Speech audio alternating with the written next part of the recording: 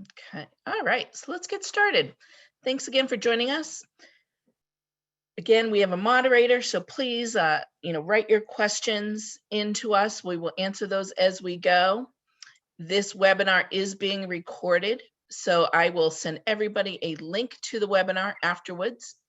I believe we have the chat feature disabled, so please put your questions and we'll answer them as well in the Q&A button, so you can use that. And if you need closed caption, you can use the live transcript button. And so here are some of the other tools and features. I don't typically use the raise hand feature.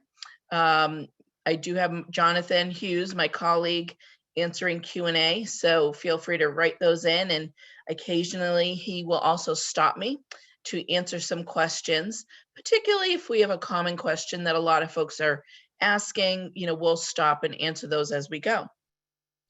And after the webinar, probably early next week, I will also email, in addition to the recording, I will email you a copy of the PowerPoint slides. So feel free to check those out when I email them to you. So let's get started. Happy Friday. Hope everybody has great plans for the weekend, enjoying this spring weather. Spring is in the air when we start talking about college acceptances and financial aid offers. And I used to love going to open campuses to talk to families, but right now everything's virtual, as are we. So we will just enjoy these programs from the luxury of our own home. But just a little bit about MEFA and who we are. I think, if you're working with MEFA, you're in our email curriculum, you have a little bit of a sense of what we do at MEFA. But we are a nonprofit, quasi-state authority. We have been around since 1982, so almost 40 years. Next year will be our 40th anniversary. And we've been helping families plan, save, and pay for college since then.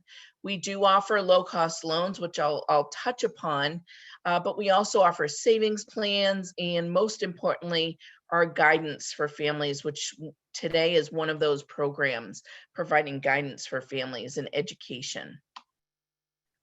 Congratulations to students who are on the line and parents who helped get you through this admissions season. We know it's been a very difficult year for everybody, especially high school seniors and high school seniors last year as well. It's been a challenging time, but I'm hoping that for those of you who are freshmen that are going to be going to school next year as freshmen, that they will get a full on-campus experience, unlike freshmen that are in college this year who really had to make do with all the restrictions that were put in place for all of our health and safety. So hopefully we'll be a little bit beyond this pandemic in the fall, and students will be able to enjoy a much more normal college experience. But it is a lot of work to get to this point, so congratulations. So here's what we're going to talk about today. We want to make sure that you understand your financial aid offers. If you haven't applied for aid, what are the options that are still available to you? Want to make sure that you know how to calculate your balance due. That might seem like an easy thing to figure out, but when you're looking at multiple different schools and different costs and different financial aid offers, it can be a little bit more challenging. So we have a great tool that I'm going to demonstrate for you to help you with that. And of course, at the end of the day, we want to make sure that whatever decision your family is making, it's made with all the best information at your fingertips as far as what is this going to cost? What is this investment going to mean for our family? And of course, looking ahead, planning for, in this late spring and early summer, when you do get your bill at the school the student's attending, how are you going to pay for that? Let's talk about some plans and how families typically are making plans to pay that college bill. So a quick refresher about financial aid. You may see financial aid in two different formats on an award letter. You may have some merit-based aid from the college. So that is going to be in recognition of the student's achievements or skills. Typically, it's based on their overall academic performance in their admissions application, but there are athletic scholarships, artistic, musical scholarships that students may also receive as well. With merit-based aid, there is going to be a requirement typically of a minimum GPA that the student needs to maintain to keep that scholarship. So you do want to make sure if the student is receiving merit-based aid and they decide to go to that school, that they know what their requirements are and what their responsibility is towards making that minimum GPA requirement. I look at merit-based aid as part of the student's contribution towards the bill. So they've worked hard, they've gotten a scholarship, but now they need to maintain that scholarship or else it's going to be a big gap in the bill maybe next spring or next year if they lose their scholarship. So it's very important to know what that criteria is for renewal. In addition to a minimum GPA, there may be requirements to stay in a certain major. So maybe it's the engineering school that gave you the scholarship, so they need to stay in an engineering major, for example. But regardless of what the criteria is, it's important to make sure that you understand at each school what it is that they're requiring. And the student particularly knows because they're going to be the ones that are going to need to maintain that scholarship. You may also see need-based aid on a financial aid offer. Need-based aid is based on your family's financial eligibility. So based on the FAFSA form that you filled out, many of you may also fill out the CSS profile form for some private colleges or universities. In most cases, most families are not going to receive 100% of what they're eligible for in need-based aid. Simple reason is just there's not enough funding to go around to give everybody 100% of what they need and what they're eligible for. But it doesn't mean that if you have need-based aid, it might help get you to a point where you can afford that school. So it's important to compare all your different awards, and we have a great tool that will help you do that. Need-based aid is going to include most federal, state, and institutional aid. So most of the financial aid that's given out is based on financial need. So this is an example. Your financial aid offers are going to look much different than this, but we like this little graphic just as an example to point out the different line items that you may see on a financial aid offer. So the first thing you'll likely to see is going to be all the good stuff, all the free money, grants, and scholarships. Typically, the college or the university is going to put their grants or scholarships first to show you what they're able to contribute. Then you may see federal and state grants if your family's eligible for those. If you're eligible for work study, you may see that on an award as well. And I'm going to go through all of these and explain to you what work study is, and I'll go through the student loans as well. Most families will see at least an unsubsidized federal direct loan on an award letter. But the award letter or award offer should have all of your federal, state, and college eligibility on there. Now, as you probably have seen, if you've gotten a few letters or award offers in the email or mail, you can see that they do look different. So it might be, hard to compare apples to apples, but we will definitely help you out with that during this webinar. But it is important to understand all the different line items that are on there. Some schools may break up the awards by semester and then show you a total, as we see in this example. But you can, even though the awards are given out per semester, you should be planning for the full academic year. So if we do need to borrow, we'll talk about that in a little bit. You do want to kind of plan for the full academic year. It is an annual process, so let's plan not just per semester how you're going to pay the bill, but how you're going to pay it for the full academic year. Once you've analyzed all your award offers and looked at the cost, then the student is going to need to make a decision with mom and dad usually. And you'll need to accept or decline all or part of the offer by the school's deadline. So make sure that you're reading those emails and letters that are coming in from the school to know what those deadlines are. Typically, in traditional years, it's May 1st, and I think a lot of schools are using May 1st as a deadline this year. I've heard of a few that have offered May 3rd as a deadline. Last year, when we were in the height of the initial phase of the pandemic, some schools push those deadlines out a little bit so students would have more time. So right now it's important to check with the college to know what is their deadline to deposit and accept or decline all or part of that award. Now, in most cases, you're going to accept all of your financial aid offer. The only time that families usually might not accept maybe a work study program because the student already has a part-time job, for example, or maybe they don't want to borrow this year, so they might decline the unsubsidized loan. But for the most part, you're probably going to want to accept all of the financial aid offer. So let's talk a little bit about the federal direct student loan. And families have lots of questions about this. I'm sure there are some in the chat feature already. So let's talk about this in a little bit of detail. A lot of times when I talk to families, they are looking for the student to take on most of the borrowing if possible.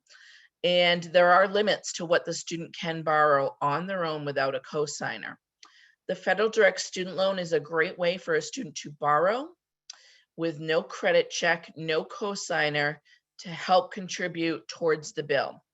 Now, if a student were to take out their maximum annual loan limits, which you can see in the bottom blue chart, as a freshman, for example, they can take out up to $5,500. That monthly payment for all 4 years is going to be about $300 a month. So as we're talking about borrowing, keep in mind anything above and beyond the federal direct student loans. If you're looking at students to take on additional loans with a cosigner, they do have to pay these loans as well. So you really want to keep that borrowing in check when you're making the decision of where the student's going to attend. So we always recommend that if the family does need to borrow, that they have the student borrow these federal direct student loans first before any loans, either through MEFA or another lender. These are going to offer the student the best rates. As you can see right here, the current rate is fixed at 2.75%. Very hard to get a loan for that amount with that low interest rate without a cosigner for an 18-year-old who might not be working full-time and has limited credit. So that is why this is a really good option for students. If your family qualifies, you may see that part of that $5,500 loan could be subsidized. And what that means is that there's no interest accruing on that portion of the loan. The rest of the loan would be unsubsidized, meaning that interest is going to accrue when the loan is dispersed. Now, for both of these types of loans, you do not have to make payments on the loan while the student is in school, but it is important to know that those unsubsidized loans are accruing interest. So if you can voluntarily pay the interest as the student goes, then when they graduate, they will only have what they borrowed, and there will be no interest that capitalizes with the principal balance. And it's really, we're not talking about huge loan amounts and high interest rates. So it should hopefully be manageable to keep up with that interest on the unsubsidized loan. Now, if we were to break out a $5,500 freshman loan, up to $3,500 of that could be subsidized if your family qualifies based on your eligibility. There is a small fee of 1.057% that is deducted from the loan. So if the student borrows $5,500, that loan minus that 1.057% fee is what's going to be credited towards your bill. So just take that into account. It's not going to be a huge difference because it's a small fee, but just know that the full $5,500 will not be credited towards the bill. It'll be $5,500 minus that fee. Now, the process for this loan and how that works is once your student deposits at the school they're going to attend, then that school's financial aid office will know that the student's coming, and they will email the student information on how to sign their promissory note for this loan online and do entrance counseling through studentaid.gov.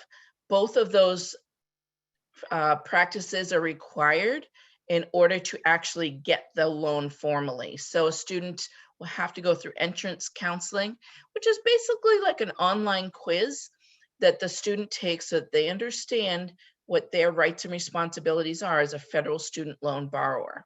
Now, again, no payments are due on this loan while they're in school, and there are several repayment options. So it is a good idea if you need to borrow, check out this loan first. It's on your financial aid offer. And as you may have heard in the news, the federal government gave students a break on their payments during the pandemic, and that's going to continue at least for the next month or so. And that is only happening with these federal direct student loans. So just one more reason why this is a better loan than your typical bank-based loan, or even a loan through a nonprofit like MEFA. So some of you may have to go through what's called verification. So verification is where the college will ask you for additional documentation to verify data on your financial aid applications. They could be doing it for their own purposes, or they could be doing it on behalf of the Department of Education that may have selected you for verification. So in order for that financial aid offer to be finalized, you do need to go through this process if you've been selected. You'll know if you've been selected by getting an email or getting a message in your school's portal, maybe a letter in the mail, but it's really important that you comply with all of those requests, because your financial aid award is not finalized and won't be credited towards your bill until this piece is done. Some of the things schools might request could be a tax return transcript, business statements. They may have a verification worksheet for you to fill out. But at the end of the day, it's very important to respond to this. And if you have any questions, to call the college with any questions you may have. If you haven't applied for aid, it's not too late to do so. You can still submit your FAFSA. Even if you're just looking at federal and state aid, the deadline isn't until May 1st for state aid, and federal aid, including the direct student loan, is available throughout the year. So even if the student isn't sure where they're going and they decide maybe in August, well, I think I want to apply for a community college and get some credits under my belt and start there, they can still apply for aid. So it's really important, if you want that student to borrow the federal student loan, that you apply for the FAFSA. There are state aid that's tied to the FAFSA as well. So even if your student received, let's say, a merit scholarship like the John and Abigail Adams Scholarship, which is merit-based, the state of Massachusetts still requires that you fill out that FAFSA. Now, many colleges, their financial aid deadlines may have passed, they may not have passed. It really depends on the school, but you should still try and access whatever you can get in financial aid at this point. It's not too late. And there are payment plans, which we'll talk about, that don't require the FAFSA, as well as private loans, such as loans through MEFA, that do not require the FAFSA. However, we do recommend that you fill it out to make sure you're accessing as much of that federal, state, and institutional aid that you might be eligible for. So quick word about the wait list. Some schools have a very long wait list and don't accept any students off of it. So just know that if the student did receive an offer to be on the wait list, it doesn't necessarily mean that they're going to be accepted. And if they are accepted off the wait list, they may receive minimal or no financial aid from the school. So you do want to find out what their policy is for financial aid for students who are accepted off the wait list if the student is holding out hope for that school. You will need to deposit at a school that the student was accepted to by their deadline. And if the student gets off the wait list, decides to go to a different school, that initial deposit to one of the schools they were initially accepted to is usually going to be non-refundable. So keep that in mind. You could be out a few $100. So if you've taken all this into consideration and the student says, yep, you've talked about it, we do want to formally be on that wait list, you do have to formally accept the student's spot on the wait list. It's still a good idea to be in touch with the admissions counselor, update them of any updated, good grades, test scores, awards, anything that will help boost their admissions application at this stage in the game, and to be in touch with the school over social media, email, whatever it may be, so that they know your students demonstrated interest in the school, and that might help boost their application. So it's always a good idea to do that. And obviously keep an eye on your email for any updates. Okay, so Jonathan, do we have any quick questions before I go through my demo of our college cost calculator that you want me to answer? Or are we in good shape? No, I think we're actually in pretty good shape. We have 3 or 4 questions come in, and one that's a little meaty that maybe I'll save till the end. So okay, sounds good. Yeah. I'll keep rolling. Thank you. Okay, so I'm going to go through this demo. I'm going to open this up right in our website. But this college cost calculator, you can see a screenshot of it here. This is a super helpful tool that you can use, and I'll show you how to use it. And you can create a spreadsheet using the same format if you have more than 4 schools that you want to compare. So the whole purpose of this tool is to be able to calculate your balance due at each school and know what are they charging in loans, what are they giving me for free money, grants and scholarships, what is the cost at each school, to really line them up side by side.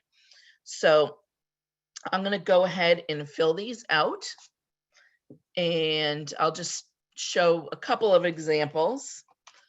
I'll just put, let's see, college A. I won't call any specific school out by name. And I'm going to fill this out real quick just so you can see how the calculator works. So you probably have seen by now that not all of the information you're getting from each school is standardized. So you may have to look on their website to find out what are their tuition and fees for the year. So I'm going to fill out for college A. I'm going to pretend that that is a public college. So let's see, a public college here in Massachusetts. And then we have room and board here. So that's if the student's living on campus next year, their meal plan. Now, room and board is a number that you alone can reduce that cost just by choosing different options. So maybe the student doesn't need to live in the brand new dorm and have a single. Maybe they can have a couple roommates and be in a triple or a quad in one of the older dorms that might be a little bit cheaper, save you a few bucks. Meal plans, if the student's not going to be eating all their meals on campus, maybe they don't need the deluxe meal plan. So you can make decisions like that to bring your costs down a little bit. So tuition and fees, room and board, those are going to be costs that you're going to have to pay to the college. We call those billed expenses. There are going to be other expenses that are part of the cost of attendance, and your financial aid was calculated based on the full cost of attendance, the billed and unbilled costs. So some of the unbilled costs are on the calculator here, so you can see books and supplies. So this is an unbilled expense that you do have to plan for. Hopefully the student can maybe work over the summer and save money for their books and spending money. The school usually will provide you with an estimate of what you can expect for a budget. And you could be anywhere from maybe $2,000 to $3,500. It really depends on, is the student going to get used books, maybe do online books so that they don't have to pay as much. Little things like that can help defray those costs, as well as supplies and things like that. So I'm just going to put in $2,500 just for example's sake. Transportation, depending on where the student goes, their transportation costs might be higher or lower. So if you're living in Massachusetts, student is going to school in California, you're obviously going to have a much higher transportation cost than if they're going to one of the local universities. So we'll pretend that they're just going to and fro here in the state. Health insurance. This is something that's required for all Mass students, all students going to school here in Massachusetts. If the student is covered under your plan, then you can waive this cost. So I'm going to put in 0 for this cost. Now it's important to do that based on the college's instructions. They may have an online form for you to fill out with your insurance information to document that the student is covered. If you live in Massachusetts and the student is going out of state, make sure that your plan, your health plan, is going to follow them to the other state and be fully covered. Otherwise, you may want to consider purchasing the college's health insurance plan, which could be around $2,000. So if you don't need the health insurance from the school, then absolutely waive it and save yourself a few bucks. And then I'm just going to leave other costs as 0. But there could be other things, extracurriculars, clubs, things like that, but we'll just put in 0 for now. And if I scroll down, you can see at the bottom for college A, everything's adding up for me. So we don't have to get the calculator out. Now let's put in our annual gift aid. So this is our free money, our grants and scholarships. Now loans and work study are financial aid, and we'll add those in next. But they are different. So you want to think about those line items differently than the grants and scholarships, which are free and you don't have to pay back. So let's say the student might have some federal grants here. Maybe they got that John and Abigail Adams scholarship at the state university, so they getting a little bit of a tuition break there. And maybe the college here is giving them a little bit of a merit scholarship as well. So I'll put that in there. Now, at this particular instance, we have outside private scholarships. If you know that student has already received one of these from maybe your local civic groups or religious organizations, maybe even through the high school, then you can add those in here as well. You do have to report any outside scholarships to the financial aid office at the school the student is attending, because it is still financial aid. So you do want to add that in there. I'm just going to put in 0 for now, since in most local communities, students will find out about the local scholarships around graduation time. And then we're going to put in our subsidized loan, direct student loan of $3,500, and the additional $2,000 in the unsubsidized loan. Now, sometimes colleges will put in an award offer, what's called a federal plus loan. We have some guidance about that down here. And the plus loan is a federal parent loan. So that is a loan that is credit-based, and you're not automatically approved for that loan, and you may not choose that loan if you do need to borrow. That loan, I believe it's at 5.3% fixed. It has over a 4% fee. So it might not be the best or most economical option for you. For example, MEFA rates start at 3.75%. So you might be able to find a better deal, but just know that if you do have that, you can put it in here just so you can see what the schools are, putting in it for each line item. But if you do have a plus loan, you do not have to take that particular loan. You can pay for your bill however you choose. Now you can see everything's adding up here. We have our gift aid, our federal student loan. Now, other resources, this could be a catch-all, field. You could put in work study here to help pay for those unbilled expenses. If you have any college savings, you could put that in here just for budgeting purposes. So let's pretend this family has saved $20,000 in their 529 college savings plan, and they have decided, I'm going to split that 20,000 up equally over 4 years. So we'll put in 5,000 this year for freshman year. So we have the calculator all filled out for college A. So initially we're looking at over 32,000, but once we start adding in the aid and savings, we're down to about 14,450 that the family needs to come up with. And then if I were to fill in, I won't fill in all the fields because you can figure this out. But basically, if you were to fill in other colleges, then it's going to line them up side by side at the bottom here. So you can see all those other colleges will be filled out, and you'll have a really good line item at the bottom to show at each school, what do I still have to come up with? And you can also print this by just doing a print screen and saving it as a PDF. So that's something you can do as well. So if I were to print this here, choose my little print button. I choose save as PDF as my destination, and I can save it.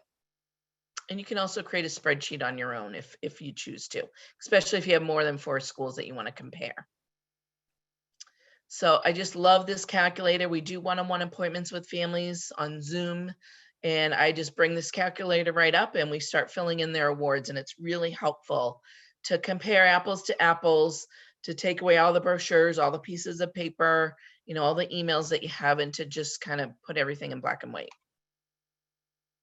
So when you're comparing your results side by side, school to school, you do want to find out, what is the net price at each school? What are we really looking at? Which colleges can your family afford? Now, maybe the student's dream school is going to cost triple, what another school is. You want to make sure that that the student's making a wise decision financially, especially if they're expected to borrow and maybe help mom and dad pay back any loans that you might be co-signing for them. Now, this is an annual process. You do have to apply for aid each year, and you can apply for your loans each year. However, you do want to think in terms of 4 years of attendance because a student is likely going to go to school for 4 years. So you want to make sure if I can afford year one, great, we can come up with a plan for that. But is that plan going to help us in years 2, 3, and 4? Can we afford 4 years of borrowing versus just the first year? That is a really important number to calculate. And I just say, estimate by calculating whatever your loan payment is going to be by 4 to make sure at the end of 4 years you can afford that loan payment for 4 loans potentially. Also, if the student is going to graduate school, I had a great conversation just last Friday, a week ago, with a student who was looking at a couple of public universities and a couple private universities, and it was gonna, in this scenario, gonna cost a lot less to go to the public school, and they would get a great education there. And they were thinking, well, I'm gonna go to graduate school too, so maybe I'll go to the private college for graduate school later on. So those are things you can think about. It's not really necessarily where you start, it's where you end up. And on the flip side, sometimes private colleges are giving out some great financial aid in it, and it might be equal to the public college. So that makes an easy decision there. So it's not just about the price. It's not just about what you're borrowing. We know that the programs and campus fit and all of that are hugely important. But today we're focusing just on the cost piece of it. We want you to make sure that you're making a decision that makes sense for the family. So once you figure it out, okay, what do I owe at each school? What are we looking at for costs? It is important to come up with a plan that's looking at the past, present, and future income. So what is your past income? And what do I mean by past income? Past income in the form of savings. So if you use past income to save, it could be in a number of different vehicles. You might have a 529 plan. Maybe you have a prepaid tuition plan, let's say the U plan through MEFA. Take stock of any old savings bonds that you may have, CDs that you put aside for the student. Maybe grandma or grandpa set up a college savings plan. Whatever your savings may be, just take stock of it and decide, okay, what do we have? What are we looking at? And how far can we make this stretch? And then decide from there how you want to utilize it. If you have saved through MEFA in one of our savings plans, either through the MEFA U plan, prepaid tuition plan, or the U Fund, which is the state's 529 plan, here's the numbers that you can call. And we do recommend that you call to check in. And for example, if you have a U Fund, you can talk to a advisor at Fidelity Investments. They manage the plan for us and get solid advice on how you might want to utilize that plan. Do you want to use it all first year and avoid borrowing? Or do you want to spread it out over 2 or 3 or even 4 years? It really is up to you. The other thing I would say about savings is when we start talking about this, with many families, either they haven't been able to save it all, or even in some cases haven't been able to save anything, and that's okay. Just know that a lot of other families are in the same boat. You're not unique. Most families have not been able to save the full amount that they owe. But if you have anything saved, that's gonna, help. Any dollar saved is one less dollar that you don't need to borrow. So once we've exhausted past income, then we want to look at present income, cash out of pocket. One of the ways to use your present income is through an interest-free monthly payment plan. Every college has a payment plan. You can find the information on their website. Once you deposit, the school will likely send you information about their payment plan, typically from the student accounts or bursar's office. It may even come with the bill or a link from the electronic bill that you get from the school. The great thing about these plans is that it's not a loan. You're basically just taking a portion of what you owe or even your entire balance and spreading it out over a period of 5 to 12 months interest-free. It's a budget plan. It allows you to spread out the costs versus having to make lump sum payments each semester. There's usually a small fee of maybe $100 to participate, and the plans typically start in the late spring, early summer. So you want to get on that plan as soon as possible once you decide where the student's going, so you can start making your payments.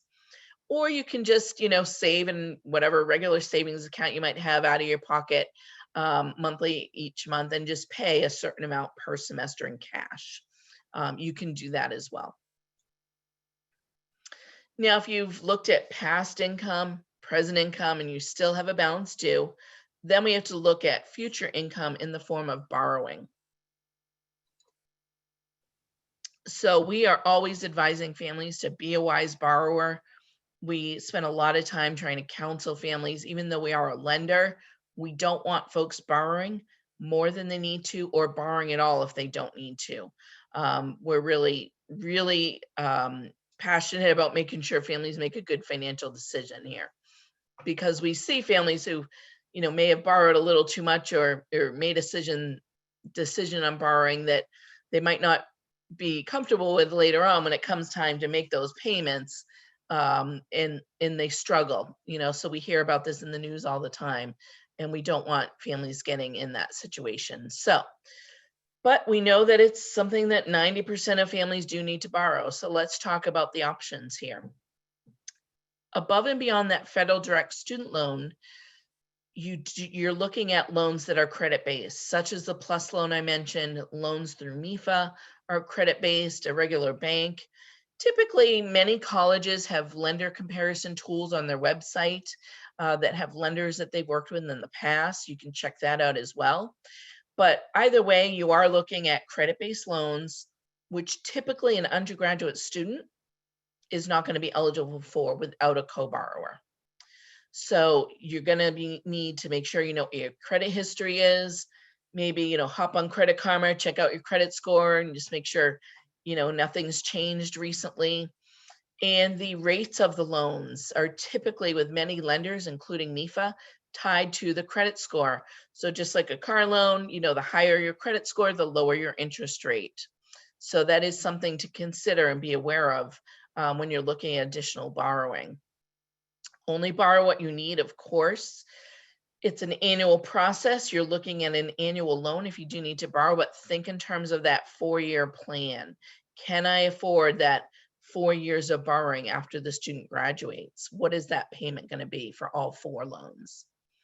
If the student is going to be taking on some of the repayment of these loans, it's important to know what are their career choices going to be.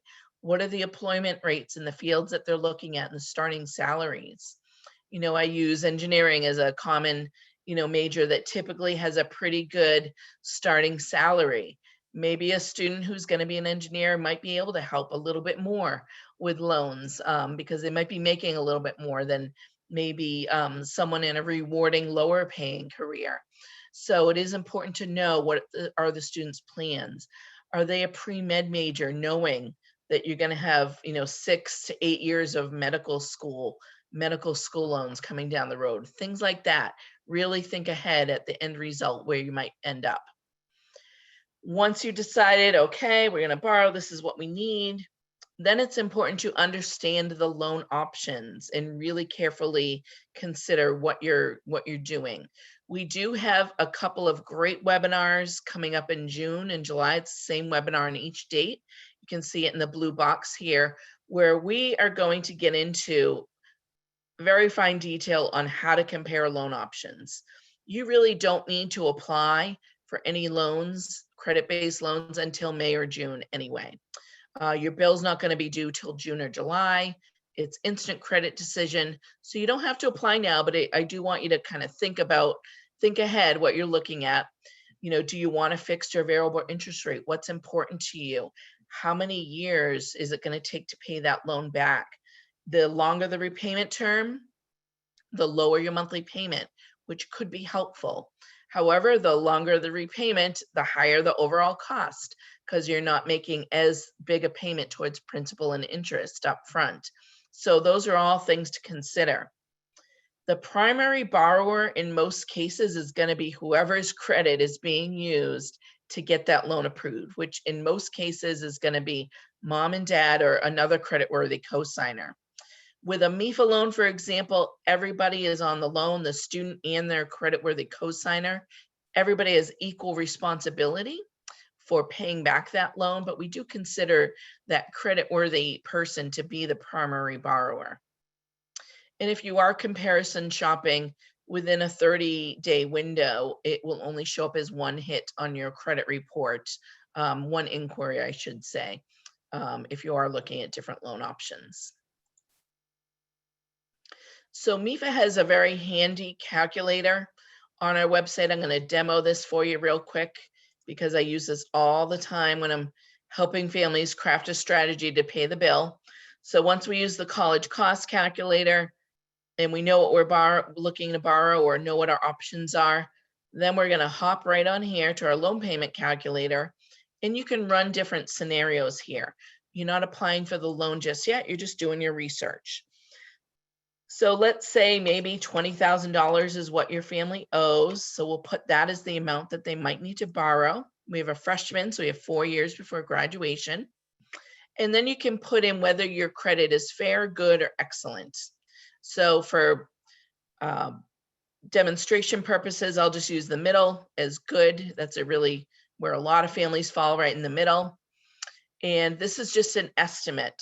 You know, our rates range for the 10-year loan, you can see right here. I'll scroll down so you can see the full chart. The 10-year loan starts at 3.75 and can go up to 5.3 depending on your credit. So that's going to be the lowest cost loans out of all the options because you're starting to make payments while the student's in school, interest and principal, so it's going to cost less overall. So you can see what the monthly payment is for each repayment option. You can see deferred, you're not making any payments while the student's in school, although you can make voluntary payments. Any of these loans you can prepay or make larger payments without penalty. Important to do that if you're able.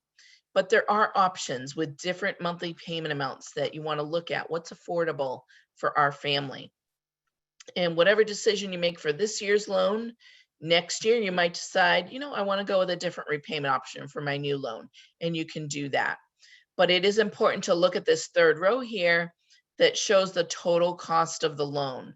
This is what you're going to be paying if you make minimum payments for the full 10 or 15-year term. So this is that big kind of scary number that we want folks to focus on because that's what you're paying. You're not just paying $20,000 for that loan, you're paying for interest as well. So very important to look at that.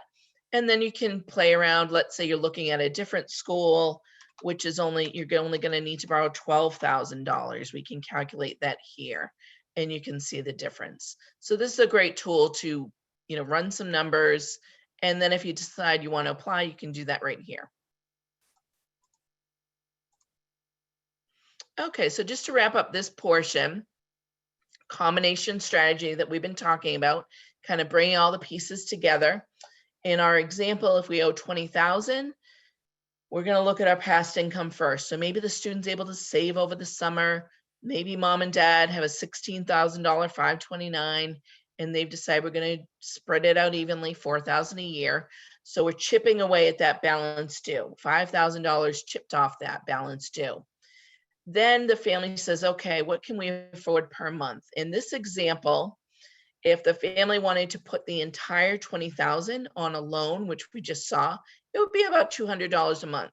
But if you can pay more than that minimum loan payment, then don't borrow the full $20,000. You know, put some savings towards it, put some on a payment plan. If you were looking at the payment plan for the $20,000 balance for a 10-month plan, that would be $2,000 a month for a $20,000 plan. Maybe that payment is too steep. So maybe you're somewhere in between, which is where most families lie. So in this example, this family has said, I can afford $600 a month. So after we take away the savings, we're left with $15,000 balance. So this particular family is going to do $500 a month on a $10,000 $500 a month on a 10-month payment plan for $5,000. So by using past and present income, we've chopped our bill right in half before we borrow. Then the rest is on an education loan at approximately $100 a month. So that's where we get our $600 affordable monthly payment.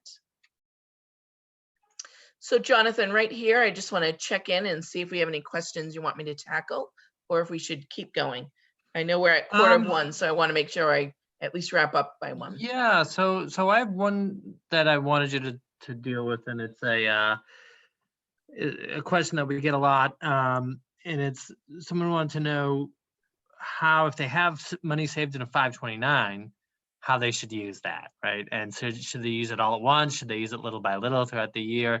And I know the short answer to that, but I was wondering if you had any other thoughts on it. Yeah, great. So that's going to be an individual family preference. I'm not a certified financial planner. However, I can give just general advice. If you can swing it without borrowing, the more you can put off the borrowing and paying interest, the better. So if you think about a 529 plan, you've saved specifically for this purpose.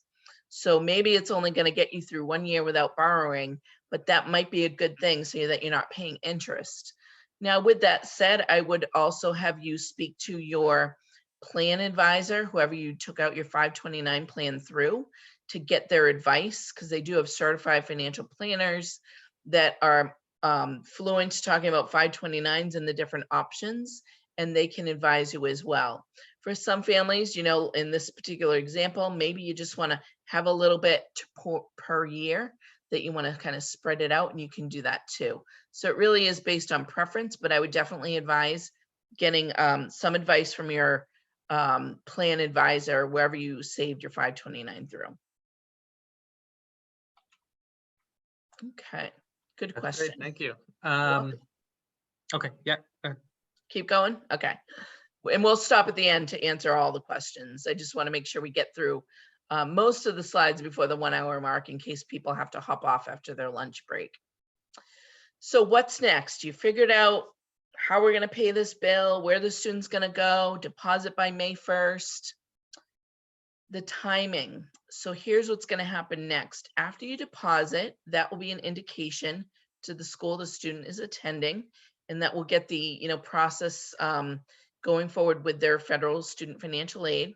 You do want to let the schools know that the student is not going to, that they're not attending, so that they can free up seats if they need to.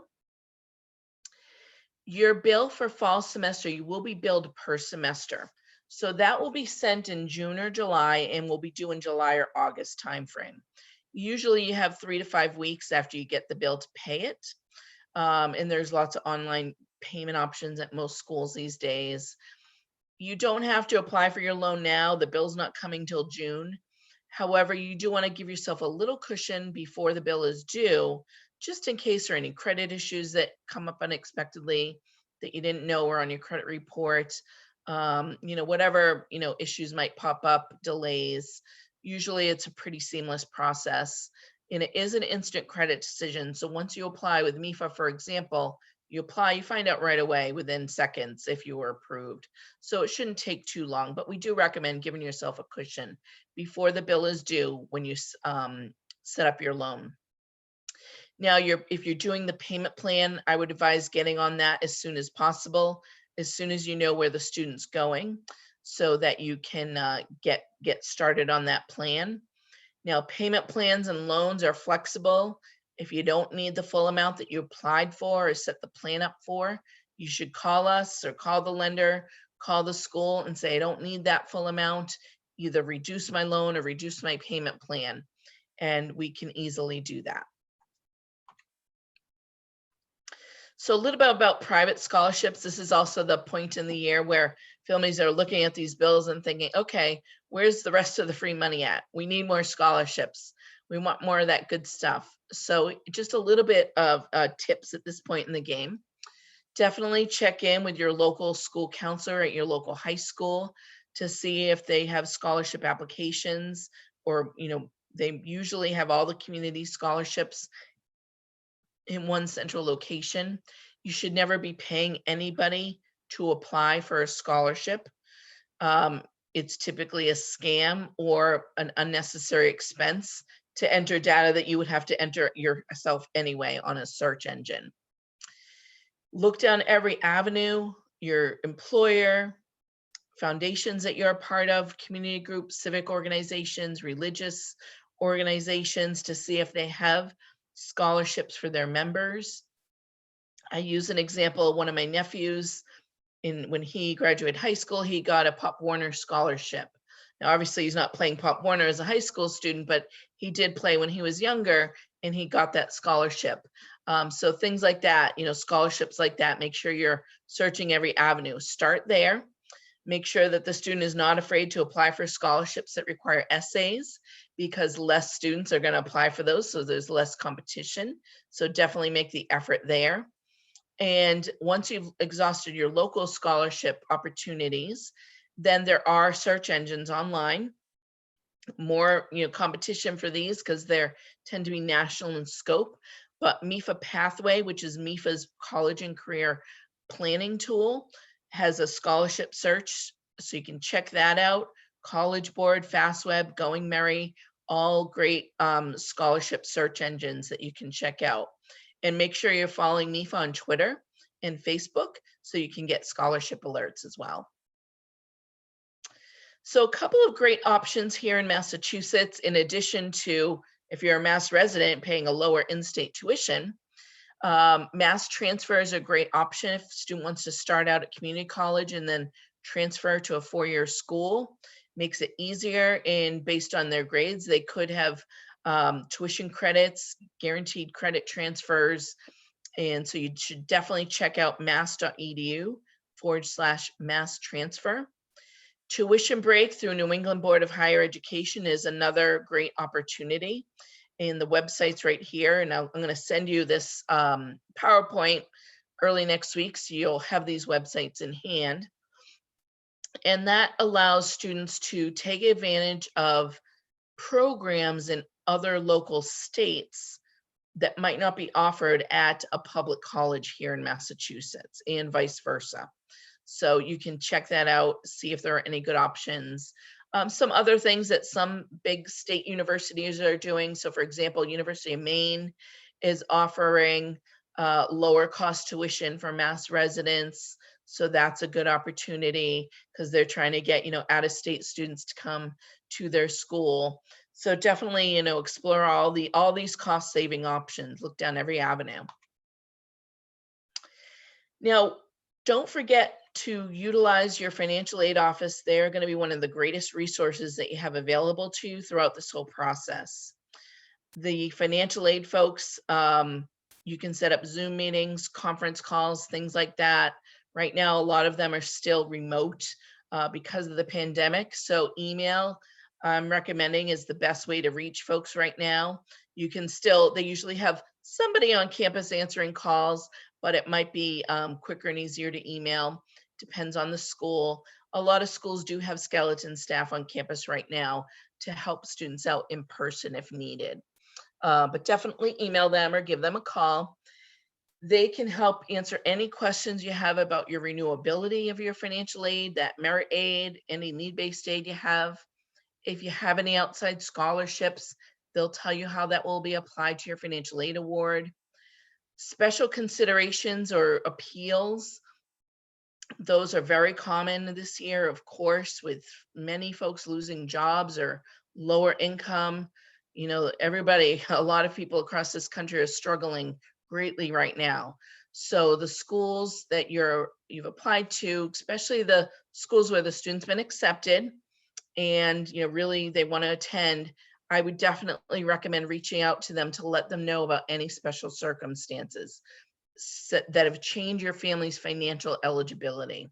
So you may have filled out these financial aid forms in October. It's now March. Things could have changed. So they need to know that. If you don't reach out to the financial aid office, they can't help you with additional resources unless they know what your situation is. So we also have a webinar coming up on April 1st. So you can register for that. Well, we're going to get into this in a little bit more detail. It's called Financial Aid Appeals and Paying for College in 2021. So we're of course going to be focused on COVID-centric things that are happening on campuses right now. So definitely reach out to the financial aid office if you need assistance. So what's next? Just to wrap it up, I know we're closing in on the 1 o'clock mark. Make sure when the deposits are due and you're paying your deposits by the deadline.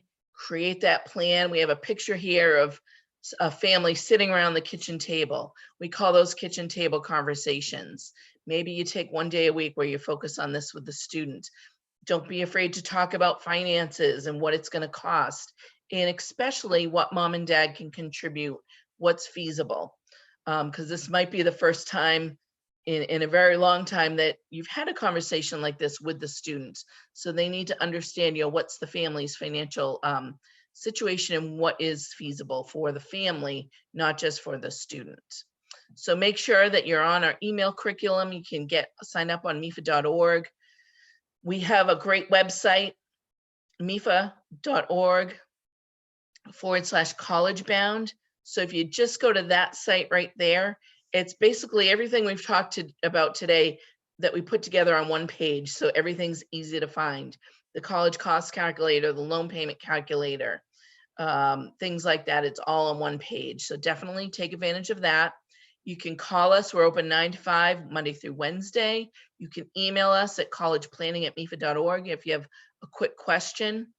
Or if you want somebody, one of our college planners from MEFA to walk you through your award letters, if you're a little confused, you can also go to mefa.org/appointment-request. And you'll get this PowerPoint, so you'll be able to fill out that request and we'll schedule a one-on-one appointment with you.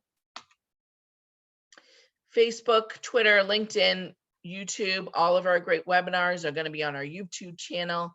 Make sure you sign up on all of our social media. And with that, I am going to open it up for questions. We'll get a review out to you with the follow-up so that you can give us a review on Google, hopefully 5 stars. Hopefully this is really helpful for folks. I know that not everybody can stay. You might have to get back to work, but feel free to email us or call us if you have questions beyond today. And thank you for joining us for those who can't stay for the Q&A. And with that, I'm going to open it up for question and answers, Jonathan. Sure. Someone wants to know if my daughter goes to community college freshman year and then transfers to a school that accepted her this year and offered her grants for sophomore year, will those grants still be available? That's a great question. And I would definitely check in to double check that. In many cases, the answer would be no, if it's institutional aid. So you definitely want to check and see if that same amount of aid and types of aid will still be offered as a transfer student as an initial freshman, because in some cases the answer is no, they wouldn't get the same financial aid. So you definitely want to check on that. And then someone else had a really good question about what happens if the parents have a bad credit score? Could that prevent their student from being able to go to school? What Well, options do they have? yeah, that's a good question.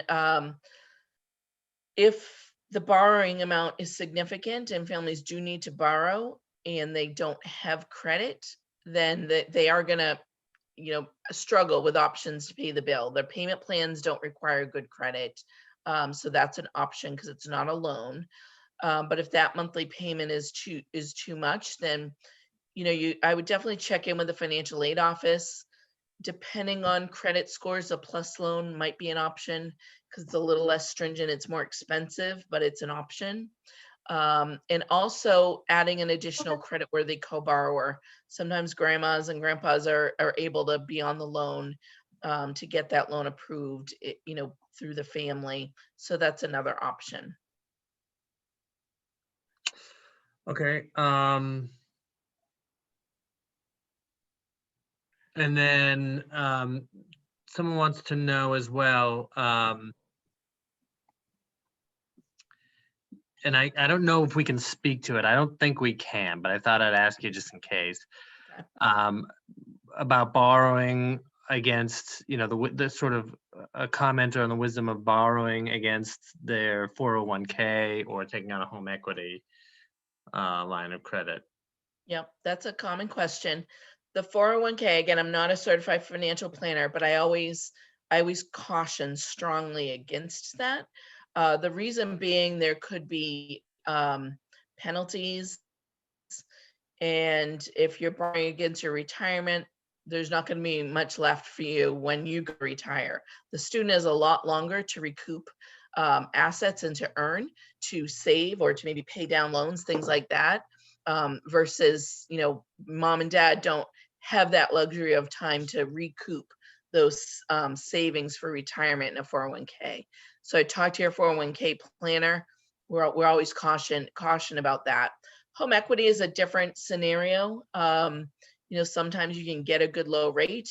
However, your equity is going to be tied up with your child's education.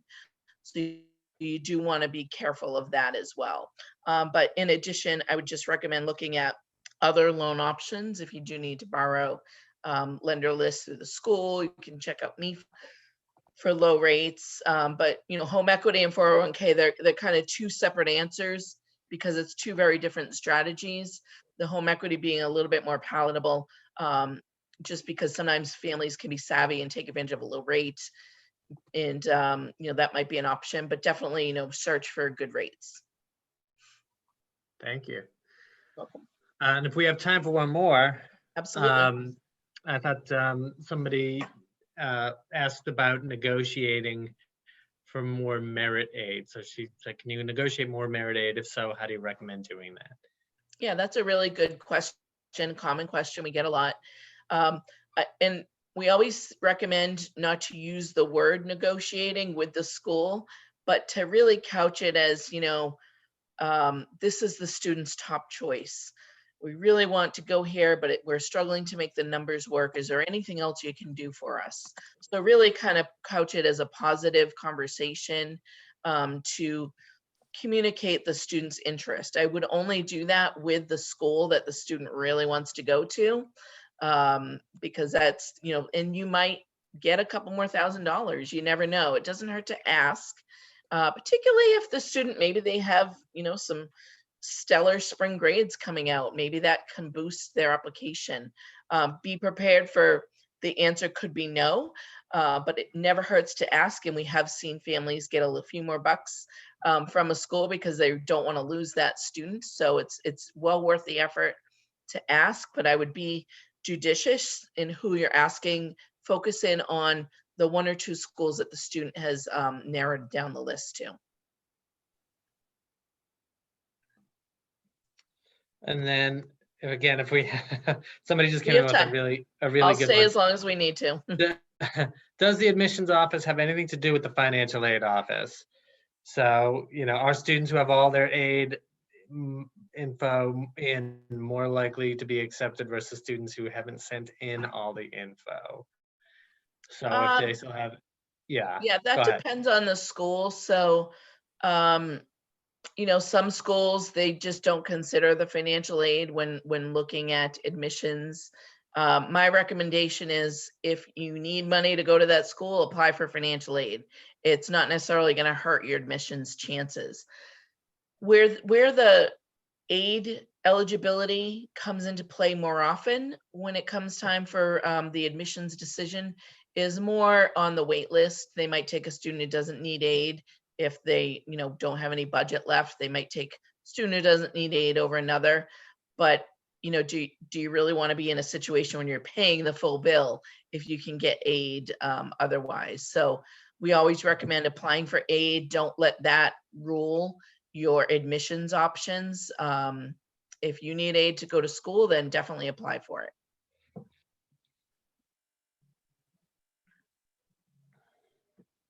I think that pretty much does it for questions so far.